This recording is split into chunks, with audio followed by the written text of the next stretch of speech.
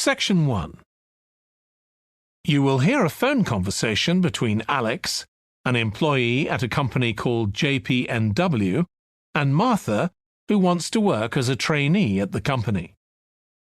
First, you have some time to look at questions 1 to 7.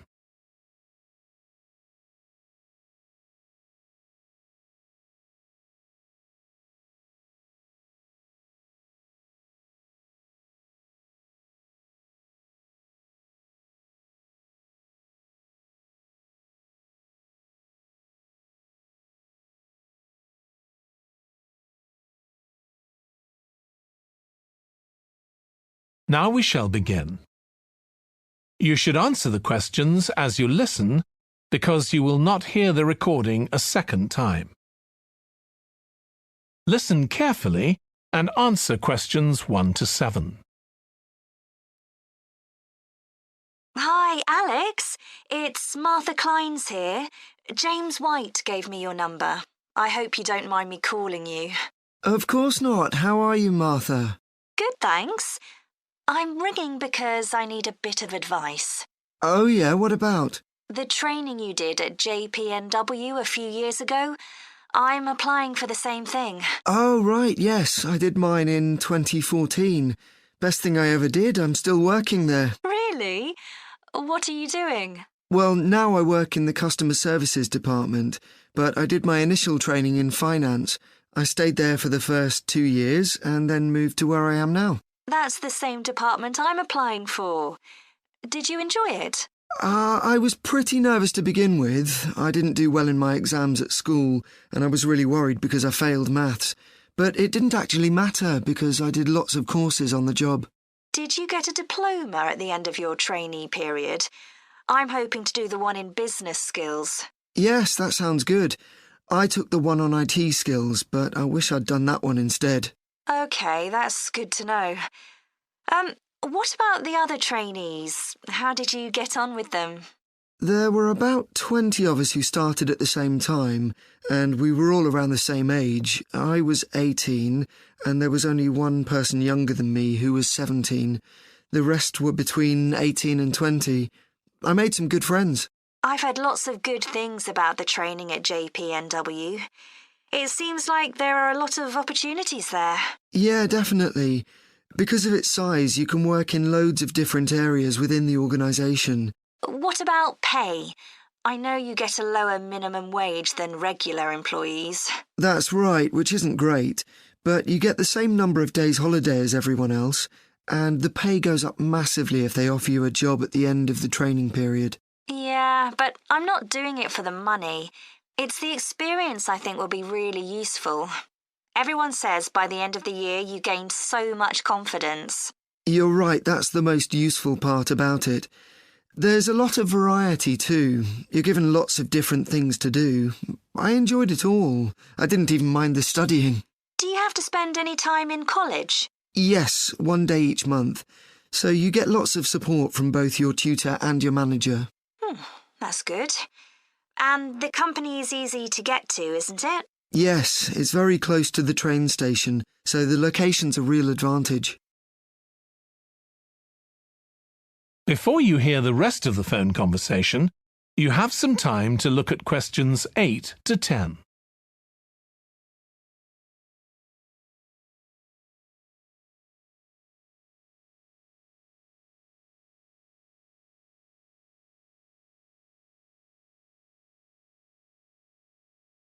Now listen and answer questions 8 to 10. Have you got a date for your interview yet? Yes, it's on the 23rd of this month. So long as you're well prepared, there's nothing to worry about. Everyone's very friendly. I am not sure what I should wear. What do you think? Nothing too casual, like jeans, for example. If you've got a nice jacket, wear that with a skirt or trousers. OK, thanks. Any other tips? Well, I know it's really obvious, but arrive in plenty of time. They hate people who are late. So make sure you know exactly where you have to get to. And one other useful piece of advice my manager told me before I had the interview for this job is to smile, even if you feel terrified. It makes people respond better to you. I'll have to practice doing that in the mirror. Yeah, well, good luck. Let me know if you need any more information. Thanks very much. That is the end of section 1. You now have half a minute to check your answers.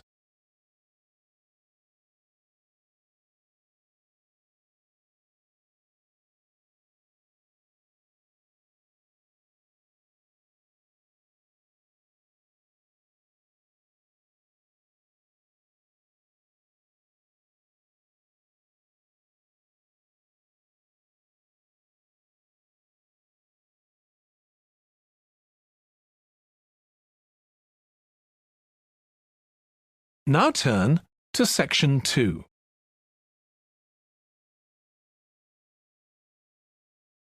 Section 2. You will hear a woman called Annie, who works at the snow centre in New Zealand, welcoming a group of visitors to the centre. First, you have some time to look at questions 11 to 16.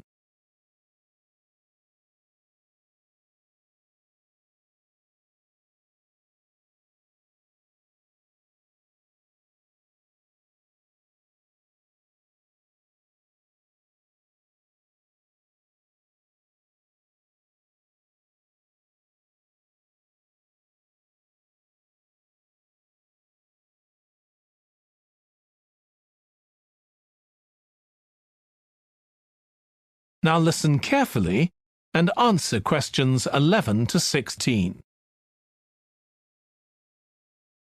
Hi everyone, welcome to the Snow Centre. My name's Annie. I hope you enjoyed the bus trip from the airport. We've certainly got plenty of snow today. Well, you've come to New Zealand's premier snow and ski centre, and we've a whole load of activities for you during your week here. Most visitors come here for the cross-country skiing, where you're on fairly flat ground for most of the time, rather than going down steep mountainsides. There are marked trails, but you can also leave these and go off on your own, and that's an experience not to be missed. You can go at your own speed. It's great aerobic exercise if you really push yourself. Or, if you prefer, you can just glide gently along and enjoy the beautiful scenery. This afternoon, you'll be going on a dog sled trip. You may have seen our dogs on TV recently racing in the Winter Sled Festival. If you want, you can have your own team for the afternoon and learn how to drive them, following behind our leader on the trail. Or if you'd prefer, you can just sit back in the sled and enjoy the ride as a passenger. At the weekend, we have the team relay event, and you're all welcome to join in. We have a local school coming along, and a lot of the teachers are taking part too. Participation rather than winning is the main focus, and there's a medal for everyone who takes part. Participants are in teams of 2 to 4, and each team must complete 4 laps of the course. For your final expedition, you'll head off to Mount Frenna wearing a pair of special snowshoes which allow you to walk on top of the snow. This is an area where miners once searched for gold, though there are very few traces of their work left now. When the snow melts in summer, the mountain slopes are carpeted in flowers and plants. It's a long ascent, though not too steep, and walkers generally take a couple of days to get to the summit and return. You'll spend the night in our hut halfway up the mountain. That's included in your package for the stay. It's got cooking facilities, firewood and water for drinking. For washing, we recommend you use melted snow, though, to conserve supplies. We can take your luggage up on our snowmobile for you for just $10 a person. The hut has cooking facilities, so you can make a hot meal in the evening and morning, but you need to take your own food. The weather on Mount Frenna can be very stormy. In that case, stay in the hut. Generally, the storms don't last long. Don't stress about getting back here to the centre in time to catch the airport bus. They'll probably not be running anyway. We do have an emergency locator beacon in the hut, but only use that if it's a real emergency, like if someone's ill or injured. Before you hear the rest of the talk, you have some time to look at questions 17 to 20.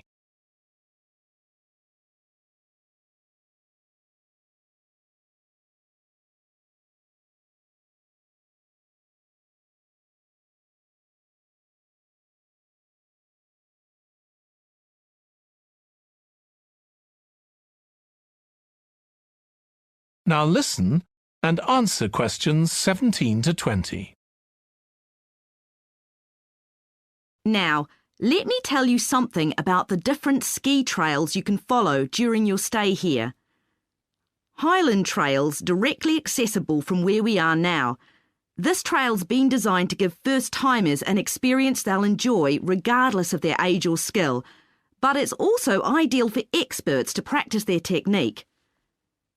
Then there's Pine Trail. If you're nervous about skiing, leave this one to the experts. You follow a steep valley looking right down on the river below. Scary! But if you've fully mastered the techniques needed for hills, it's great fun. Stony Trail's a good choice once you've got a general idea of the basics. There are 1 or 2 tricky sections, but nothing too challenging. There's a shelter halfway where you can sit and take a break and enjoy the afternoon sunshine. And finally, Losers Trail. This starts off following a gentle river valley, but the last part is quite exposed, so the snow conditions can be challenging. If it's snowing or windy, check with us before you set out to make sure the trail's open that day. Right, so now if you'd like to follow me, we'll get started. That is the end of section 2. You now have half a minute to check your answers.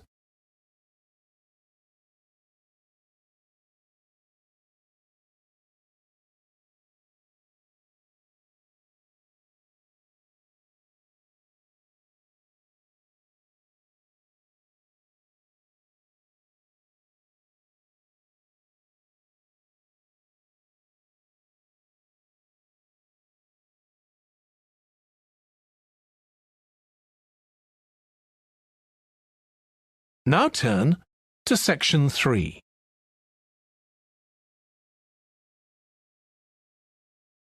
Section 3. You will hear 2 students called Jack and Alice discussing food labels that give information on the nutritional value of foods. First, you have some time to look at questions 21 to 26.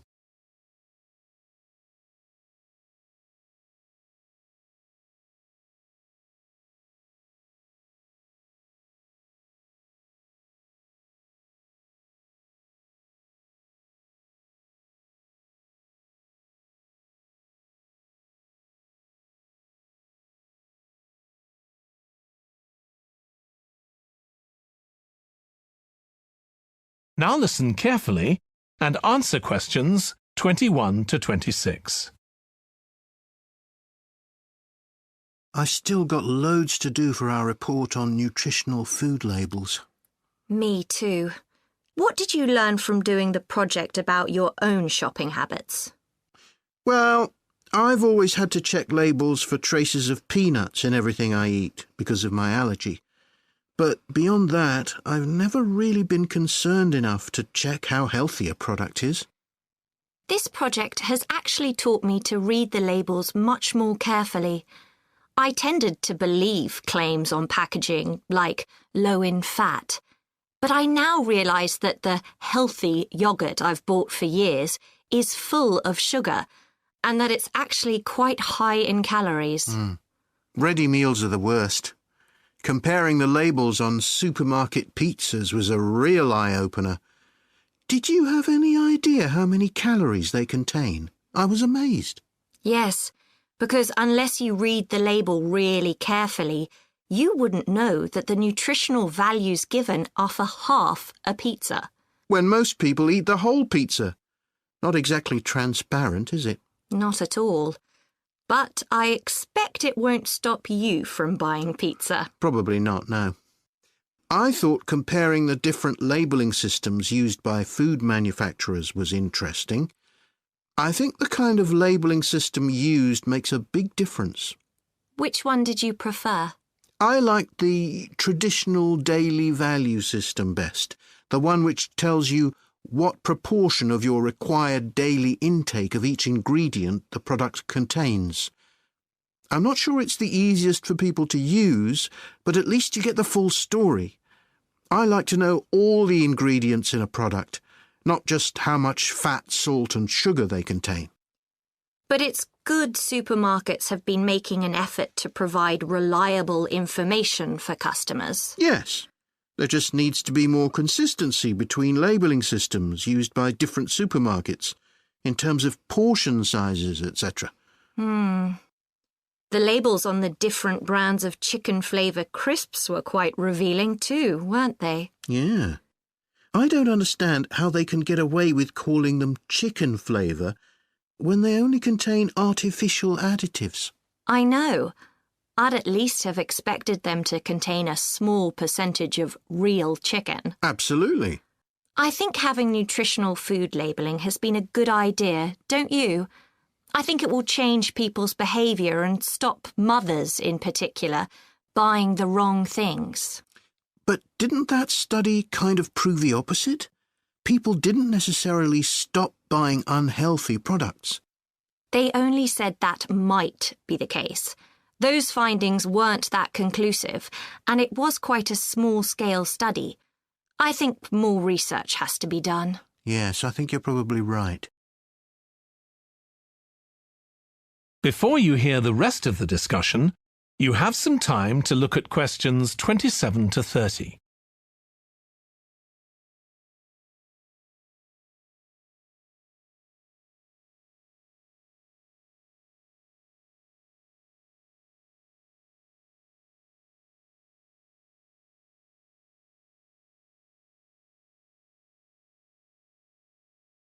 Now listen and answer questions 27 to 30. What do you think of the traffic light system? I think supermarkets like the idea of having a colour-coded system, red, orange or green, for levels of fat, sugar and salt in a product. But it's not been adopted universally, and not on all products. Why do you suppose that is?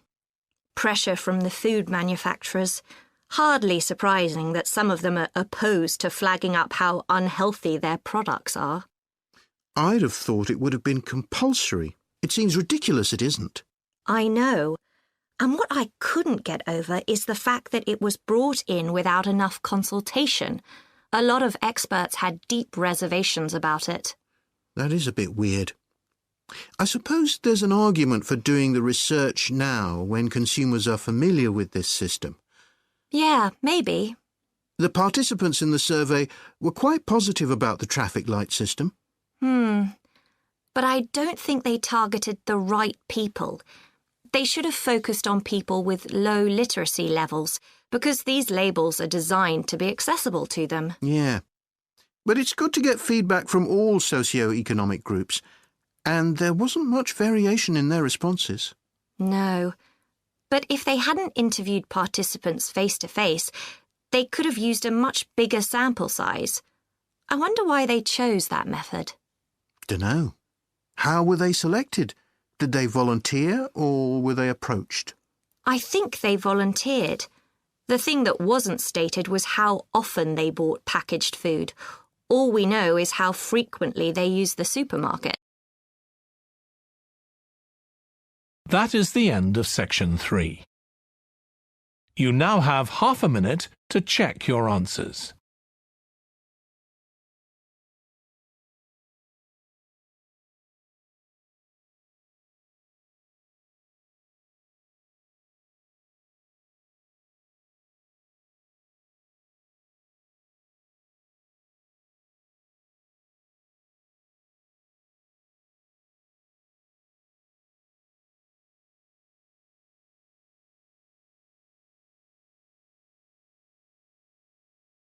Now turn to section 4.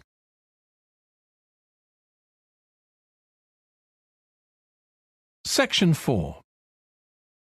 You will hear part of a presentation by a history student about the history of coffee. First, You have some time to look at questions 31 to 40.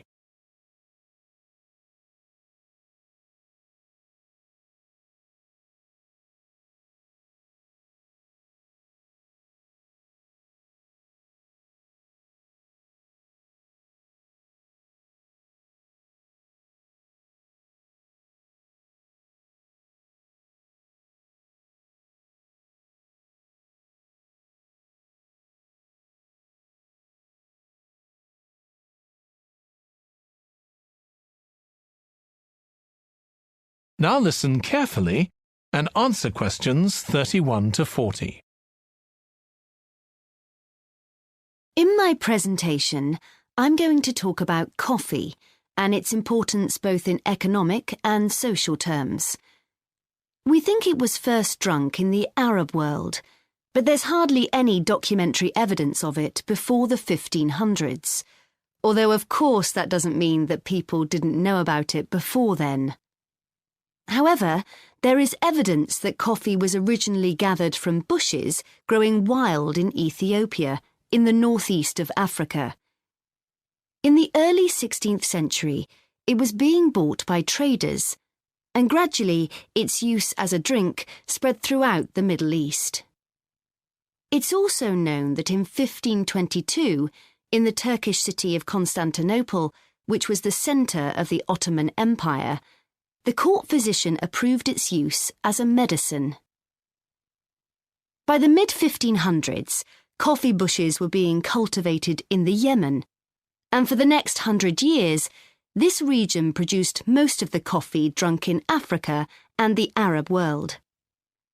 What's particularly interesting about coffee is its effect on social life. It was rarely drunk at home, but instead, people went to coffee houses to drink it. These people, usually men, would meet to drink coffee and chat about issues of the day. But at the time, this chance to share ideas and opinions was seen as something that was potentially dangerous. And in 1623, the ruler of Constantinople demanded the destruction of all the coffee houses in the city, although after his death, many new ones opened, and coffee consumption continued. In the 17th century, coffee drinking spread to Europe, and here too, coffee shops became places where ordinary people, nearly always men, could meet to exchange ideas. Because of this, some people said that these places performed a similar function to universities. The opportunity they provided for people to meet together outside their own homes and to discuss the topics of the day had an enormous impact on social life, and many social movements and political developments had their origins in coffeehouse discussions.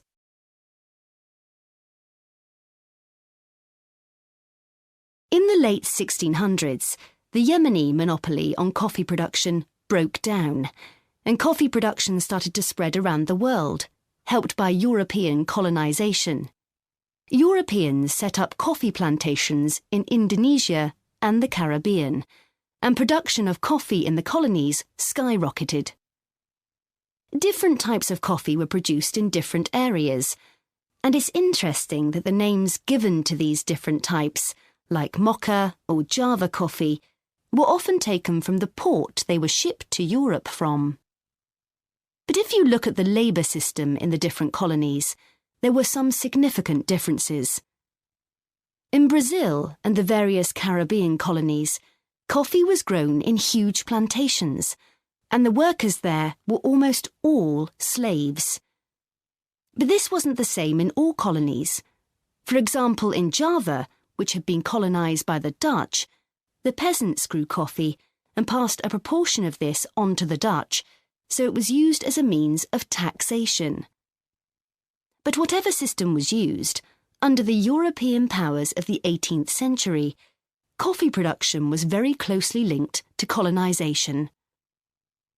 Coffee was grown in ever-increasing quantities to satisfy the growing demand from Europe, and it became nearly as important as sugar production, which was grown under very similar conditions. However, coffee prices were not yet low enough for people to drink it regularly at home. So most coffee consumption still took place in public coffee houses, and it still remained something of a luxury item. In Britain, however, a new drink was introduced from China and started to become popular, gradually taking over from coffee, although at first it was so expensive that only the upper classes could afford it. This was tea, and by the late 1700s it was being widely drunk. However, when the USA gained independence from Britain in 1776, they identified this drink with Britain, and coffee remained the preferred drink in the USA, as it still is today. So, by the early 19th century, coffee was already being widely produced and consumed. But during this century, production boomed and coffee prices started to fall. This was partly because new types of transportation had been developed, which were cheaper and more efficient. So now, working people could afford to buy coffee. It wasn't just a drink for the middle classes. And this was at a time when large parts of Europe were starting to work in industries. And sometimes this meant their work didn't stop when it got dark. They might have to continue throughout the night. So the use of coffee as a stimulant became important. It wasn't just a drink people drank in the morning for breakfast. There were also changes in cultivation. That is the end of section 4. You now have half a minute to check your answers.